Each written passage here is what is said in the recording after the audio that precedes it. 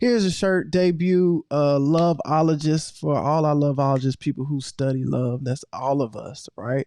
And so you can pick up your Loveologist tee premium. We got it in white and we got it in black on loveologypodcast.com. That's right. All right, so check it out. It's Okay. really awesome. Hey, what's up, y'all? It's Sid the Entertainer.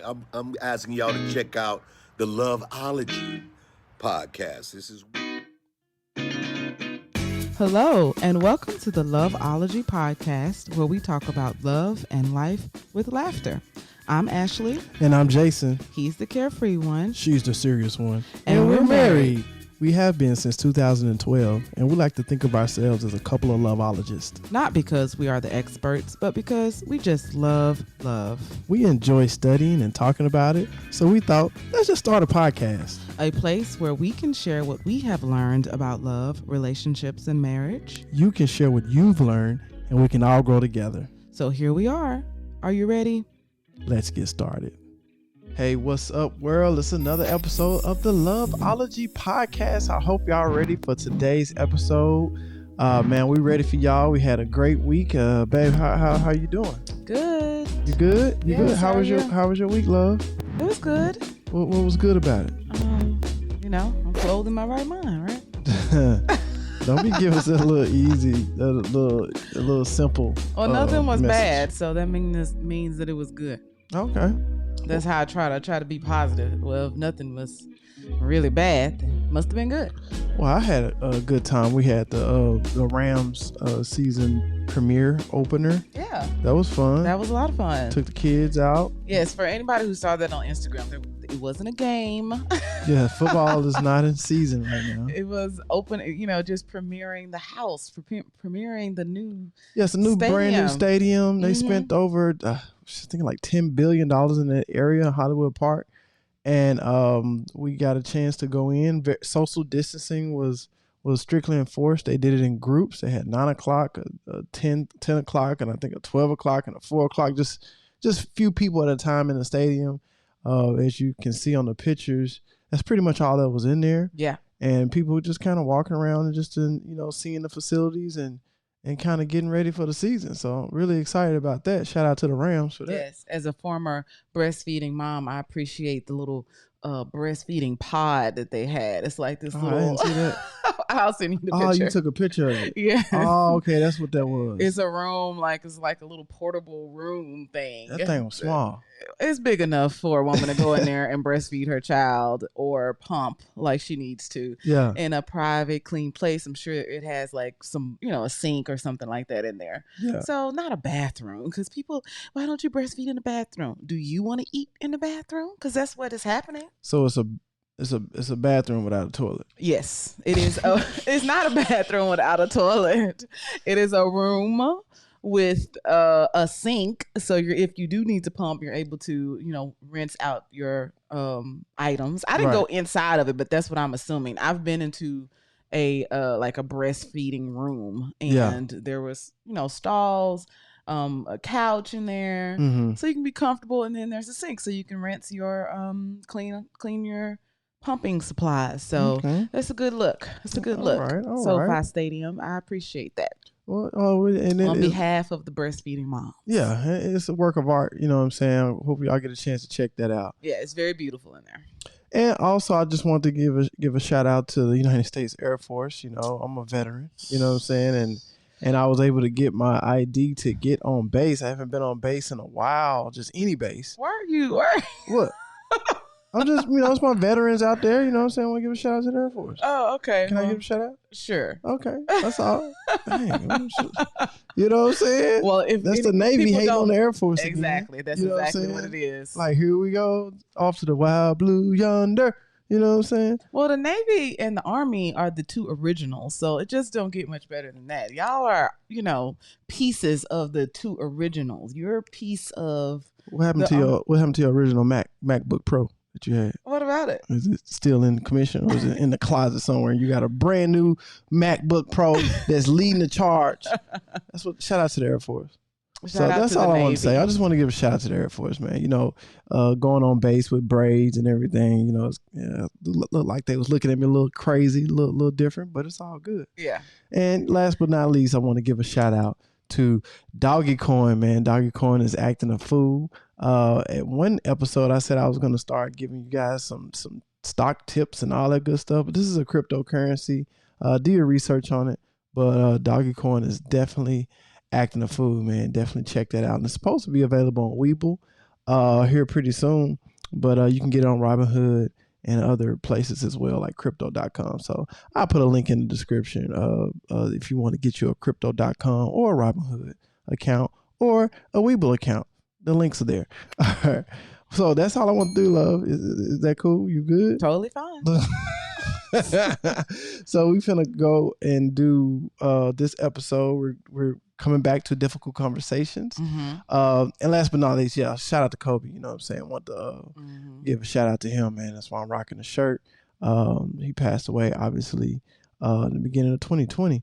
So it's 2021. It's already been a year. It's crazy. Yeah. But so we're going back to difficult conversations. That's right. We're learning and growing. We're on feelings. What you say we're going to be this weekend? I keep saying that. We talked about getting in touch with your feelings last week. So this week we are talking about the third aspect of a difficult conversation. So what's that? It is the identity conversation. Okay. Talk to me. So just to summarize for people who have not, this may be their first time joining us, make sure that you check out episodes 91 through 94. Those were the first 3, is that 4 episodes of difficult conversations. So we're covering a book, and then the most recent episode was also covering difficult conversations. So we are talking again about difficult conversations and again, like I said, identity, right? So talk to you. That's what Jason said. Yeah. So when you're having a difficult conversation, one of the things that could be making it difficult is that it may make you feel a certain way about yourself. What do you think? Make me feel a certain way about myself. Yeah. Give me an example? So we're going to get into it. Okay. Difficult conversations threaten our identity. Reading from the book, okay? Hey, you know what? I did forget to give a shout out to our newest shirt we have available, Loveologist. All right. That's right. How do you forget that? I don't know, man. Like you was giving that evil eye, so I was like, man, let me go and keep going, get straight into the episode. But here's a shirt debut, Loveologist, for all our Loveologist people who study love. That's all of us, right? And so you can pick up your Loveologist tee premium. We got it in white and we got it in black on loveologypodcast.com. That's right. All right. So check it out. It's really awesome. Okay. So here's a quote from the book. Our anxiety results not just from having to face the other person, but from having to face ourselves. Okay. The conversation has the potential to disrupt our sense of who we are in the world, or to highlight what we hope we are, but fear we are not. So basically, I'll just tell you. Here are the 3 things. There's a lot of different ways that people can have like problems with their identity. But here is the 3 things that tend to come up when a person is having a difficult conversation. One is that you question whether you are competent. Okay. Another one is you question whether you're a good person. And the third one is, am I worthy of love? You question that. Oh, wow. So the one that really jumped out to me is like an easy example is, am I a good person? So when do you think would be like you would question whether or not you were a good person if you having a difficult conversation with somebody? Shoot, if you cheated on them. And you had to tell them that. Yeah. Yes. And another way is breaking up with someone. Oh, yeah. That's a difficult conversation, right? Yeah, sometimes it just depends. Yeah, I guess so. Because if you're not cutting the mustard, you got to get up out of here. Oh, okay. So you're not even questioning whether you're a good person or not. Yeah. What if the person is a good person and y'all just not clicking, but she's a good woman and, right, but just not compatible. So is that hard for you to do? Is like to break up with someone? For me, you know what I'm saying? When you... it's almost like, letting somebody go on a job. You know what I'm saying? Just because you get let go for this particular job doesn't mean you're not a good worker. It doesn't mean that it just means that you may not be a good fit for this particular group of individuals. You might can still work for the company, but in a different location. You know what I'm saying? Mhm. So a transfer may be better. You know what I'm saying? So it just all depends. You know. Yeah, but we all have a hard time with rejection, I think. But that's the individual. You know what I'm saying? Well, we're talking about you being the person to have to tell this person that. And we're talking about this girl is, nice. She's a nice woman, So I'm not going to feel bad about being rejected because I'm not being rejected. Well, I'm talking about now you being the person who has to reject someone. Yeah, I'm not rejecting you. It is a form of rejection. It's I'm just letting you know that we need to go find our compatible mates. From what I'm seeing, I don't see that we're compatible, and it's not a. So clearly, Jason is a beast. Not a beast. I'm just saying that let's just look at it. Let's look at the facts here. No, I'm just joking. But most people have a hard time with this. Would you say? I don't know. I'm not most people. No, I definitely know the first time that I had to break up with someone, it was very difficult. Is it difficult to y'all? Could y'all text us in the comment section, please? Let us know. Like I said, if it's difficult, let us know. It just depends on the situation. If this person is like didn't do anything, really bad, right? But it's just like I'm just not feeling you. You know what I mean? Yeah. How do you say that in a nice way? But we're just not compatible. See, when you say I'm not feeling you, that makes me, so that makes the other person feel like, well, I'm not good enough for you because I'm not feeling you. I'm not feeling you. That means like, okay, so you up here and I'm down here. You know what I'm saying? No, we're just not compatible. But somebody could say that, and a woman could be like or a man can be so, attached and wanting this person, that they may start begging and crying and all this stuff because they want to be with the other person. So I get it, but you can't be with somebody that don't want to be with you. Yeah. So if you said you want to leave me, well, guess what? First thing I'm gonna say, okay, what's up? Let's see if we can talk this out. But if you don't, then I guess it is. I can't. You know what I'm saying? What am I supposed to do? Yeah. Well. Okay, so clearly Jason has an easier time breaking up with people. I don't know. I guess I'm a little robot or something. I definitely, at some point in my life, had a difficult time breaking up with people. And this situation kind of reminded me of ghosting. And we're going to definitely go back to what you were saying about infidelity as well. But ghosting, to me, people who ghost people, they really don't want to have a difficult conversation. Right. They just don't. That's what it boils down to. So I like to watch a lot of different things. And I started watching this TV show on MTV. I binge watched a few episodes. I just like to see what's out there. So I watched a little bit of everything. And it was called Ghosting, A Love Lost or something like that. And it was just so interesting to me because we're a little bit older, right? We're not of the generation. People our age do ghost people. But the younger generation is really what made this popular, right? Like, I don't know. Like, well, I don't know. I mean, we've all nothing new under the sun. We've all experienced people kind of like gradually fading off, right? Like that's how you're talking to somebody and nobody really calls the other person. But I have never ghosted. Well, let me take that back. I was about to say, I have never ghosted anyone, which means that you just completely stop answering their phone calls and you don't tell them what was wrong. I feel like I still haven't done that. I have like just stopped responding to a person, but I already expressed to them that I really didn't want to talk. You know what I mean? Yeah. And they just kept, coming, so I just didn't respond. So I did. Isn't that being persistent though? Nah, but I don't. Well, okay, fine. Well, I'm not gonna answer the phone because I don't want to talk to you. But you did me the same way. Eventually, I talked to you, so it must have been something about you that jumped out at me. I don't know. So how is that person supposed to decipher the two? You know what I'm saying? Did I tell you not to call me? No, you didn't tell me that. Did I tell you that I wasn't interested in you? No. Oh, okay. Because that's what I did with that person. Oh, okay, but you would say I'm busy cooking and that's not ghosting. That's not. I'm busy. But I'm saying, but then you like, I'll call you back, but then you don't call me back. Yeah, that's not. I got busy. I will call you back when I can. I call you back when I can. That's just kind of like not really, Yeah. But I answer the phone. I do respond. It may be a day late, but I do respond. Day late, $1 short. So anyway, I was watching this one episode, Jason. Are you ready for this story? We're about to go into a story. Come on. I was watching this one episode where there was a female and a male. They were best friends, had been best friends since they were kids or young for years, right? The male was gay, right? Mm-hmm. So the female, she had a boyfriend. She broke up with him, right? And around the same time, her male friend, her best friend, just stopped talking to her. He ghosted her.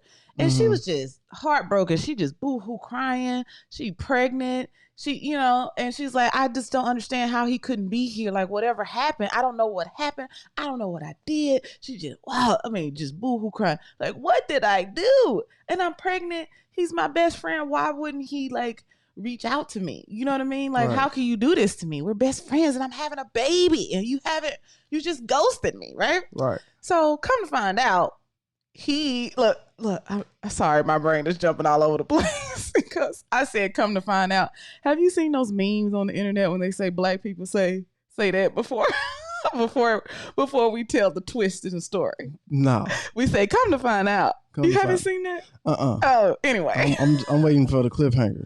The twist in the story is, turns out her best friend slept with her boyfriend, her ex-boyfriend. Oh, wow. So it wasn't. Who she's pregnant by? No, she wasn't pregnant by that guy, actually. Okay. She pregnant by another guy. And so he actually couldn't talk to her because he felt so horrible about himself. He didn't feel like he was a good friend because it was like, I don't know, what she thought that maybe one thing, she was thinking that she did one thing, but that wasn't big enough for him to just totally, cut ties with her after they had been friends forever.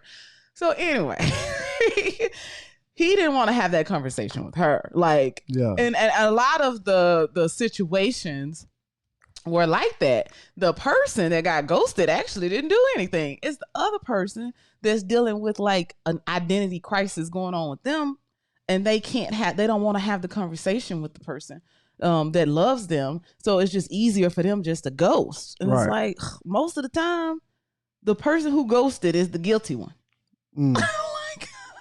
They got something going on and they just don't want to have the conversation. I don't know about most of the time, but I feel you though. Well, I don't know if most of the time. I'm talking about in that show. Okay. And it was a while back since I watched it, so maybe, I don't know. But there was a lot of situations in that show while I binge watched. I don't know how many episodes I watched. And a lot of the situations were the person who did the ghosting, which is the person that cut all communication, had something that they were struggling with that they didn't want to talk to the other person about. Mm-hmm. It was too hard, for them to say it. Right. So anyways, I thought of that as I was reading this. What do you think of that story? Cool, man. You know what I'm saying? That's a crazy story, but you know what I'm saying? I want to get back into the book. This is the book. That's part of the book. No, that is an example of someone not willing to have that difficult conversation. Right. But anyways, the good news is that they eventually had the conversation. They eventually had the conversation and they became friends again. Which after he done slept with her. They was already. Look, I'm not something that I would do, right? Not, I'm not making excuses for him, right? But it was basically that ex-boyfriend was a manipulator and he was kind of preying on her friend as far as the things that he was telling him, and making him believe that she didn't really love him, that she made fun of him and stuff like that, and it just wasn't true. But it hurt him. He thought it could be true, and instead of having that conversation with his friend, he believed this guy, which he shouldn't have done that, right? And then slept with him, yes, to get back at her. Kind of, just hurt. You know what I mean? Because he thought that his best friend was talking bad about him and don't really love him as much as he loved her. You know what I mean? So he was hurt. And the friend just manipulated him into thinking that she didn't care about him. AKA, it's better to have the difficult conversation. Yeah, he should have went to his friend and said, this is what your ex-boyfriend is telling me, instead of believe in this guy. Like, you've been friends with her all these years, but it was something else that she did that made it seem like it could be possible that she was saying that sort of stuff. But she's like, she never said any of that stuff. Like, this guy's just evil, and he just wanted to, he was mad at me because I broke up with him. So he coming over here telling you all sorts of lies. Anyway, difficult conversations. This is why they're important. They're important to have. And the point is a lot of times if we feel like a bad person, it's hard for us to have the conversation because we hate the way it makes us feel about ourselves. So going back to infidelity, yes, this is like a prime example. People were saying, well, I don't want to hurt you. That's why I didn't tell you or whatever. Well, really, you don't want to see the hurt that you caused me. Right? Like, you don't want to see me crying and all this other stuff. We talked about this on another episode, Dylan. We talked about infidelity. And a lot of times the person who has committed the act of infidelity, they want their partner to hurry up and get over it. You know what I mean? And not cry and yell and scream and be crying for hours and hours. Because they don't want to see all that. You feel horrible about yourself because you know that you're the person that inflicted this pain, right? So you just don't want to see that. You want them to hurry up and get over with it. Well, too bad, so sad. You got to see me be sad and cry. You got to see it. Yes. And whatever you feel over there is whatever you feel. I don't care if it's eating. Like one time, look, it's eating me up. I don't care what you think it's doing to me. You the one did this. Okay, anyway. Got you good? Yes. Look like she got a lot. Oh, that came from a lot. That came from down under. Glad you got that out. I'm happy too. So anyways, what do you think? You said it all. Infidelity part and difficult conversations. And are you a bad person? I don't think, I mean, I don't want to go too deep, but, you know, bad people. I think good people do bad things and bad people do good things. People are people. And, you know, it is what it is. You just got to conversate, man. Yeah. You know, we all are capable of doing things, and that requires a difficult conversation. Yeah. And we just got to go through it. Yeah. So you just said something that we're definitely going to hit on later, and that's like good people do bad things and bad people do good things. So we'll I mean, and for some people it's like nobody's bad or good. It's that's fine. It's just what people do. People, yeah, it's just people. So the I am competent part, you said something about a job, right? Like firing a person. And this is kind of an example, well, not this one, but an example that they gave for you're having a hard time having a conversation because you're scared that you're not competent. So it says that like a person goes to their supervisor and basically asks for a raise, and the supervisor say, the truth is, I'm very disappointed by your performance this year. And then so now you start to be like, oh man, that just jabbed you. Well, maybe I'm not as talented as I thought I was, right?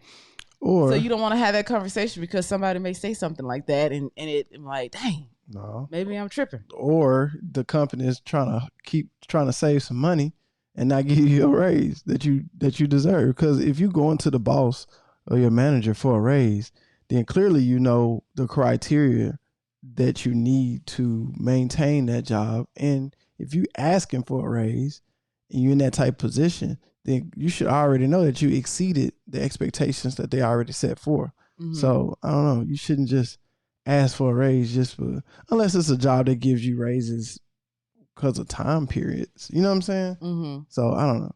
Okay. Okay. So here are some things that you can do to kind of help with this, right? Because not always, but most of the time it comes up, this identity thing, mm-hmm. when you're having a difficult conversation. And the book was saying that sometimes it's hard to know, right? But they're saying that thinking clearly and honestly about who you are can help reduce your anxiety level during the conversation and significantly strengthen your foundation in its aftermath. So let's just already acknowledge that this may happen, and let's think about it, right? So the biggest factor is kind of what you just said. Is when the biggest factor that contributes to a vulnerable identity is all or nothing thinking. I'm either competent or incompetent, good or evil, worthy of love or not. So you just keep putting yourself in those two boxes. Like, if I'm not, if somebody say something, then I'm not good enough, instead of it just being like this one situation. Right.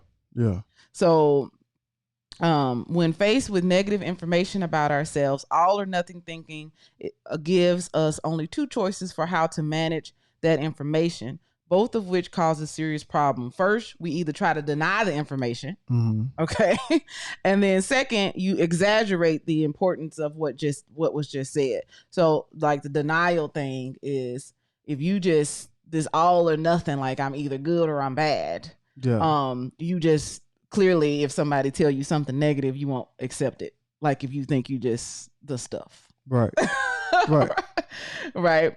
And then if you are a person that exaggerates, the truth, what the feedback is, then you're gonna beat up on yourself and think that you're a horrible person just based off this one thing. Which one am I, Jason? You probably beat up on yourself. Yes. Which one are you? I'm just perfectly in between. Yes, I think no. I don't know. You think so? Yeah. Right there. That sweet spot. That's my opinion. What's yours? You perfectly in between? No, I think that you beat up on yourself as well. Mm-hmm. You don't think so? Probably so. Yes. Yeah. I have to be very careful, the way I say something negative, right? Yeah. And you do too. I think we both share this. You have to be careful the way you say something negative too. Yeah, I prefer, the sandwich thing. Yeah.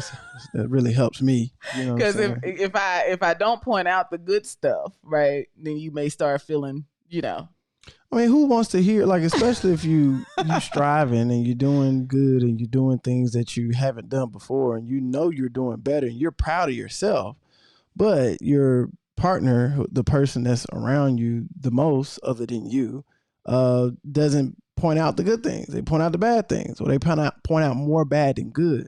It's not going to make you feel good as a person when you all, feeling good about yourself. That's not going to make you feel good. But that's not even even without that, I feel like I point out more good than bad. But when the bad comes, it's like, you know what I'm saying? Yeah, you just gotta know how to do it. You know what I'm saying? Because especially with you're not the super exciting type, right? So when good happens, most of the time it's exciting, right? It's good, right? But that doesn't come with her feedback, right? It's kind of Lay's potato chips, kind of plain. You know what I'm saying? But when it comes with the negative, it's gonna be kind of a monotone, kind of plain type of response. And so it seems like the negative hits harder because there's no excitement, but there's the conceived negative incitement with your lower tone. You know what I'm saying? Okay. You don't understand it? That's okay. Some of my people out there get it. I get it. Yes, when I tell Jason a good job, I think Jason wants me to do a cartwheel and a toe touch and everything and say, good job. This is the most wonderful thing in the whole world. Yeah, but normally I just say, job. Jason, that was a really good job. You did really good today.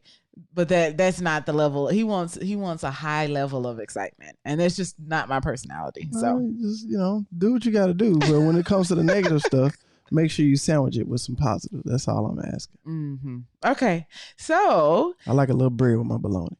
Here are ways to ground your identity. Okay. Mm-hmm. This is some things that will help. First thing is to become aware of your identity issues. Okay. How do you come aware of that? Let's see. So without your partner, how do you come aware of your identity issues? Without your partner. You need to do this. Okay. We each have our own particular sensitivities. To become more familiar with yours, observe whether there are patterns to what tends to knock you off balance during difficult conversations. And then ask yourself, why? What about your identity feels at risk? What does this mean to you? How would it feel if what you fear were true? Ask yourself some questions. So when you have difficult conversations, you just gotta play back that conversation in your brain and try to identify if you were being sensitive about something because of your identity. Mm. Like, but what if somebody can't do that? You know what I'm saying? Like, let me see. Hold on. Because the reason why I'm saying without the partner, because sometimes we are in relationships with partners that we shouldn't be with. You know what I'm saying? So somebody might be listening to this right now and they trying to help, they trying to help themselves. They're trying to figure out, okay, what am I lacking, and what is my, what's some of the things I need to shed. And so you really can't listen to this no good partner that you with. You know what I'm saying? You need to know this for yourself. So how do you do that? You just need to get in touch with yourself. Get quiet, get still, think about what happened. People say I was triggered. Well, what triggered you? Think about, okay, what exactly triggered you? Now you need to sit down and try to think about, why did that trigger me? What was it about? Like, because really, you just, maybe you don't want to admit it to yourself. You know what I'm saying? Or maybe you just haven't taken the time to think about, like, maybe it's not just what my partner did. Maybe it's something that's going on with me that triggered me into another, frame of thought. And if you struggle at self-realization, right, you want to call it? Yeah. If you struggle with that, try to, you just got to go ahead and get that old therapist. You know what I mean? Yes, absolutely. Therapy is awesome. There's nothing wrong with it. Shoot, man, look, we all need therapists. And, so definitely therapy is a way to help figure that stuff out. Yeah. Without absolutely. your partner. Mm-hmm. Yep. So another thing, step 2 in grounding your identity is to complexify your identity. This means moving away from that, from the false choice between I am perfect and I am worthless. Like, just because you're not perfect does not mean that you're worthless. Mm-hmm. You got to move away from that. Mm-hmm. That's not true. Nobody's if that was true, well, we all, nothing. In a sense. In a sense. Perfect. What do you mean? I'm just saying sometimes I can go too deep with this, but your heart is working perfectly. Your eyes are working perfectly. You know what I'm saying? Your organs are working perfectly. So you're perfect in a certain way. Okay.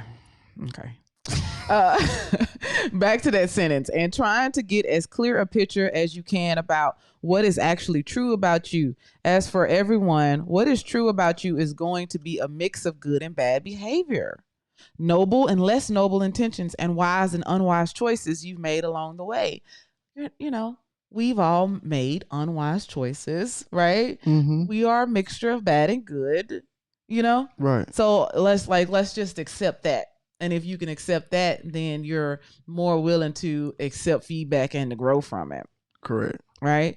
So actually the next thing here is the three things that you need to accept about yourself that will help. Okay, so just recap, because maybe I just missed it. So we just went over 3 things. What was those 3 things? Oh, we went over 2 things. We went over 2 steps. I thought it was supposed to be 3. Oh, sorry if I said 3. Okay. All right. So I did miss it. Okay, we're good. Let's get back. Let's go. Yeah. So this time it's definitely 3 things. Okay. So these are the 3 things that you just have to accept. Okay. You will make mistakes. Yes. Mm-hmm. Yes. We all know that. Okay, let's go. Well, I don't know. Well, I mean, everybody's living is watching this made a mistake. Yes. So we will make mistakes. Okay? Let's talk about it a little bit, because, like I said, I've grown a lot in this area for sure, mm-hmm. and understanding that I'm gonna make mistakes, but I still hate to make mistakes. And a lot of times when you made the mistake, you don't realize you're making it while you're making it. So you have to be understanding and be kind of open, being aware that you right now currently could be making a mistake. So don't always be on a high horse thinking that you always knowing what you're doing and you're doing the right thing and you got this, because sometimes you don't. So staying humble is definitely key to that. Yeah. And I think that for anybody who is really struggling with this, another good thing that they can do is just like remind yourself of the times that you did do a good job, right? Like if you make a mistake at work, right? And what about all of the times that you didn't? So I'm hard on myself. One time I put a meeting in on the wrong day, like in the schedule on the wrong day. And I was just like, oh my God, how did I do that? Right. Because I can't say never, because I did, but I hardly ever do that. that was my first time doing it in a very long time. Yeah. And I was like, oh, like, why did I do that? It's like, it's okay. It happened. What Right. about all of the meetings that you put in the calendar that just everything goes perfectly smoothly? You know what I'm saying? Right. So many times. Like, Right. and then you're going to beat up on yourself over one time? Exactly. Come on. Get Come over on, it. man. Come on, man. So, yeah, so going back to just do not hold yourself to this all or nothing standard, okay? Your intentions are complex. That's something that you also need to understand about yourself. Okay. We talked about this a little bit in this book as we were covering this book, and it's kind of like sometimes your intentions are not always as pure as you would say they are. Okay. You thinking about it? Yeah, I'm always thinking about it. So give me an example. Well, like we talked about in another episode when we were talking about intentions. This man and his girlfriend were at a party, and he asked his girlfriend why was she getting ice cream, because she wanted to lose weight, but he said it, in a way. Oh yeah. Yeah. Well, I mean, I guess it kind of happened to us yesterday. I don't know if you want to go into that, but I feel like you made a comment, right? And I was like, well, where did that comment come from? Sometimes just come out. But he said that his intention was not, what, I don't know. You know what I mean? Like, your intention to me was bad and good at that moment. Yeah. It wasn't pure as you would have said it was. It's a little negativity in there too. Maybe.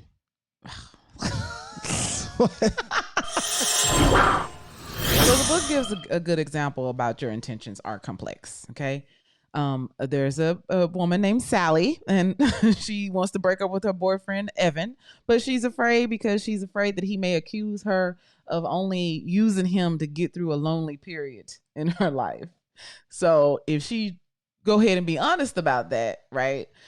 Was her intentions, was that a piece of it? Like, she wasn't like actually trying to be malicious toward him, right? But she was lonely, so she may have dated somebody that she actually wouldn't have dated had she not been like in this extreme loneliness state or something like that. Right. So, if you just go ahead and accept that and just say, okay, I didn't mean to be malicious, but if he does accuse her of that, then you just need to go ahead and admit that was part of it. And, I'm sorry about that. Yeah. And, this kind of goes back to being a bad person. Like, am I a bad person because I did this?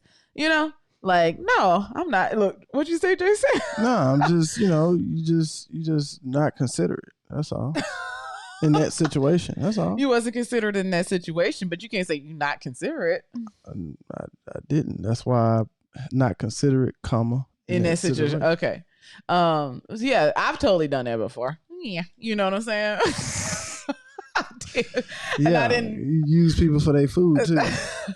I'm pretty sure there's a lot of other women out there that's doing the same thing. Well, sometimes, like I said, some people don't realize what they're doing at the time. Sometimes you do. You know what I mean? Yeah. Your intentions wasn't pure. It is what it is. Yeah.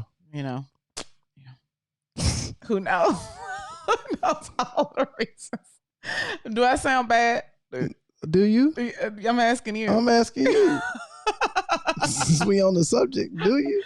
Oh, I don't want to sound like a bad person. But we talking about this, and you telling people not to feel like they're a bad person. Good people do bad things. Okay, I did bad thing. Okay, and then go through it. Like you need to read this book again because you're struggling.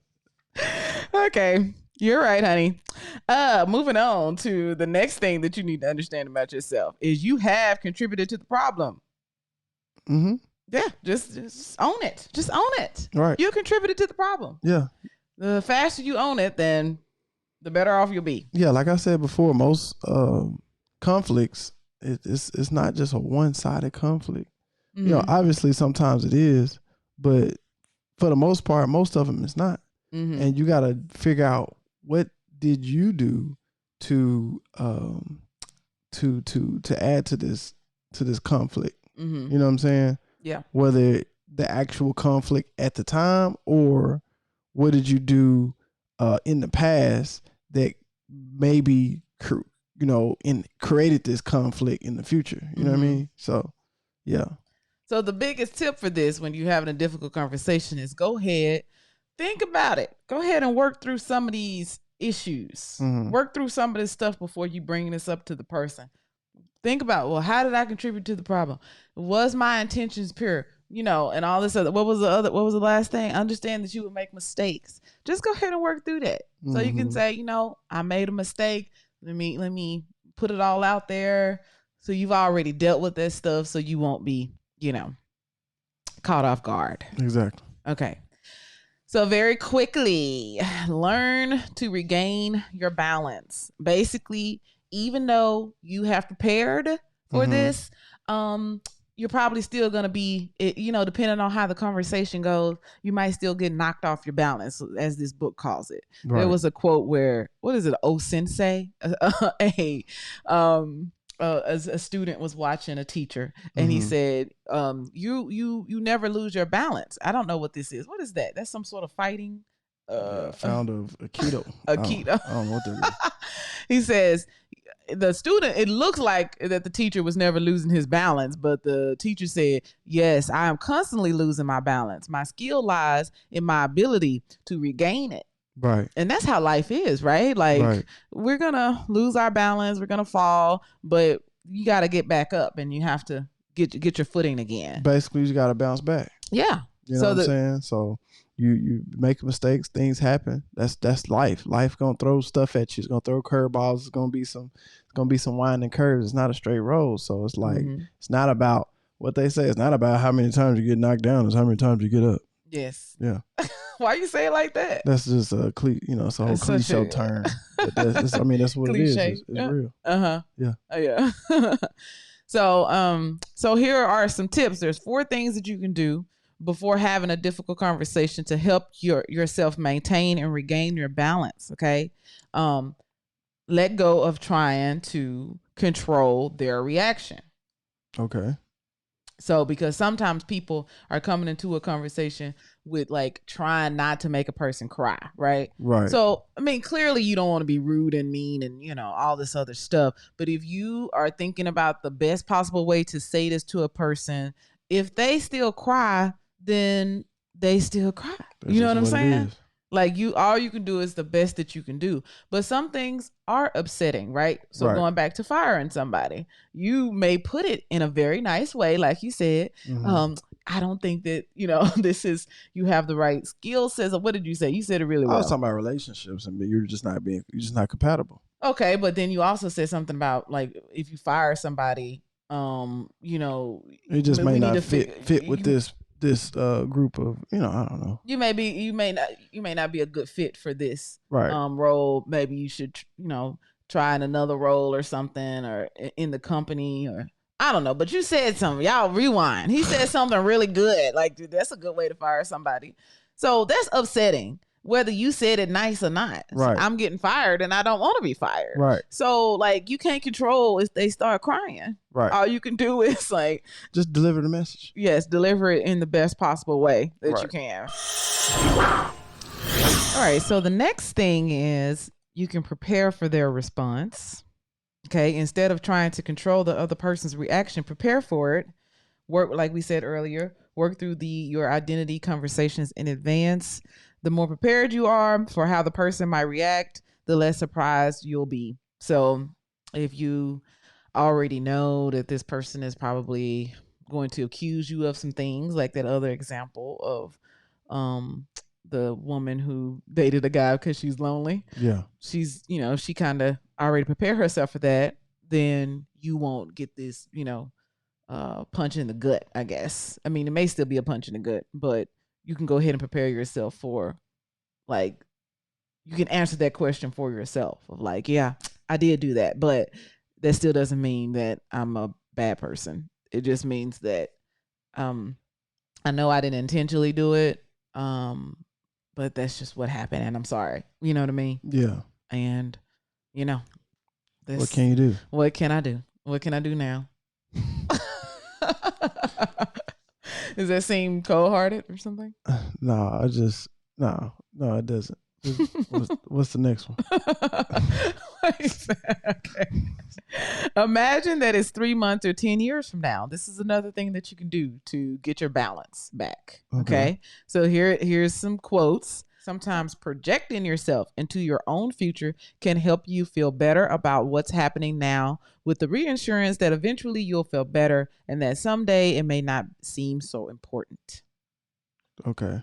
If you're in the midst of a particularly painful time, think about what it would feel like to look back on this period in your life from 30 years hence. What do you think you'll have learned from the experience?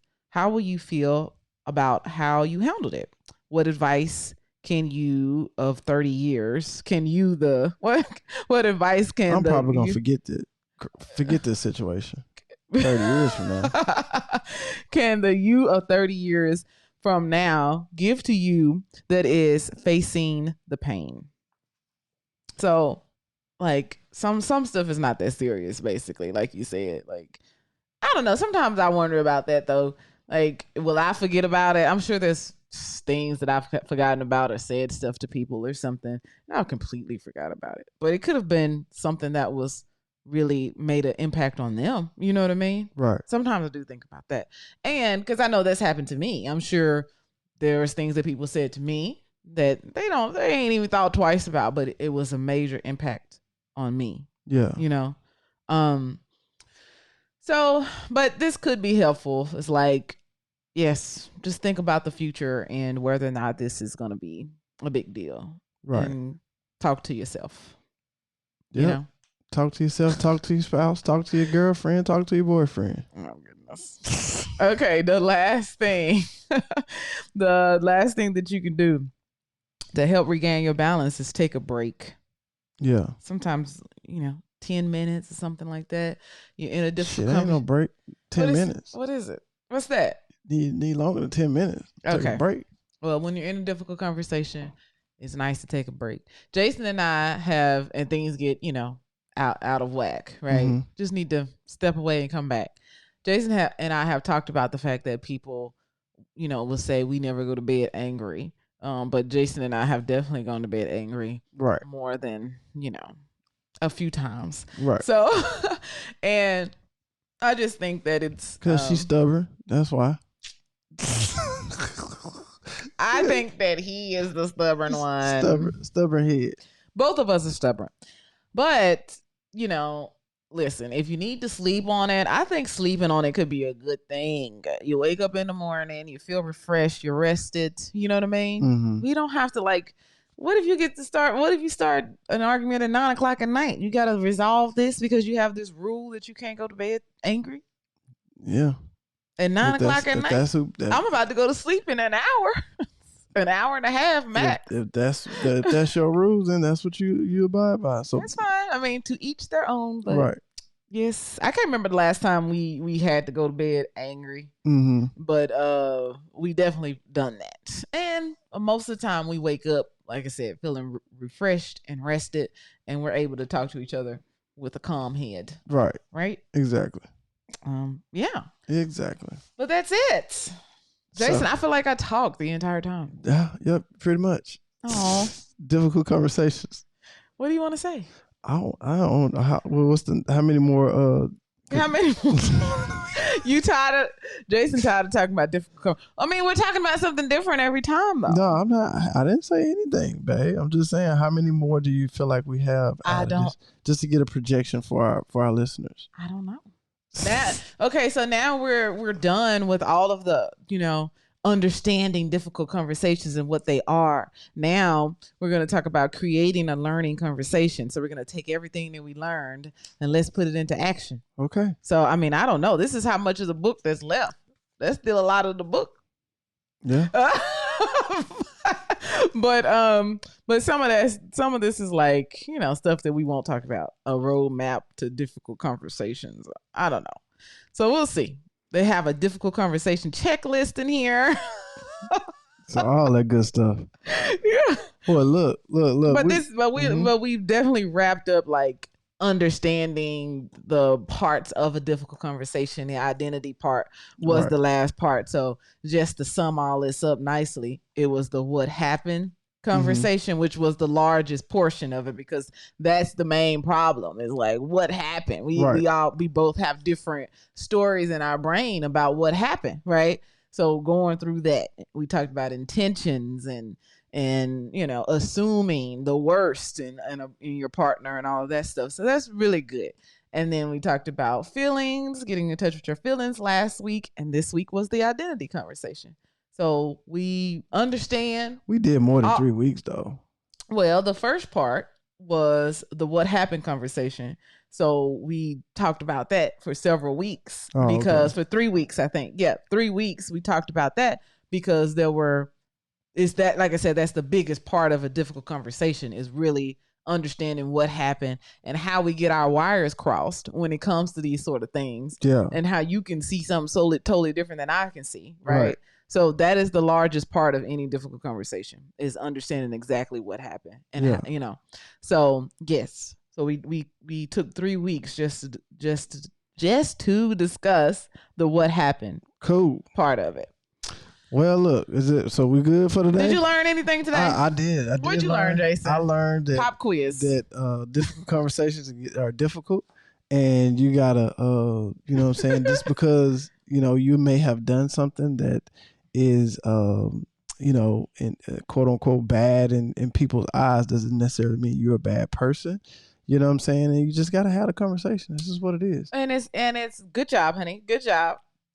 Of course. And it's important for people to understand, to get away from that all or nothing way of thinking. Yeah. Because I made a mistake, I'm a bad person, or I'm not perfect, so I'm worthless. That's not right. That's the main thing that I took away from this. Right. Yes. Cool. Well, good. Again, I appreciate everybody for checking us out. Make sure you pick up some brand new Loveologist tea. So if you feel like you a studier of love, you don't have to be. You could be single and still studying love. I'm pretty sure. You might be dating and stuff, and so you gotta study. You gotta study those people. You know what I'm saying? Whether it's physical study, you might be physically studying a specimen. You know what I'm saying? Or you could just be verbally studying. You know what I'm saying? After we wrap, I do want to do a whole episode about ghosting. So that'll be our next single special whenever we finish with this book. I'm going to do a single special about ghosting. We'll talk about it. Cool. Well, Loveologist, again, check out that t-shirt. It is on loveologypodcast.com. And we also appreciate our Patreons. Shout out to all our Patreons out there. We picked up a brand new Patreon. Victoria, appreciate it. Thank you for being a Patreon. Shout out. So, Patreons is just, supporting us financially. And you can go to loveologypodcast.com. It's a button right up under there that says become a Patreon. You can pick a tier as little as $2 a month. So we really appreciate it. It goes a long way. Hit that like button, hit that subscribe button, share the podcast. We really appreciate it. And comment, man. We want to hear what you want to talk about. We want to hear what your thoughts are, right? And if you want to leave a review, please do that as well. So that's what we got, love. We good, love? You good? I am. All right. Well, guess what? We're going to catch y'all next time. We appreciate y'all. Peace out. Bye.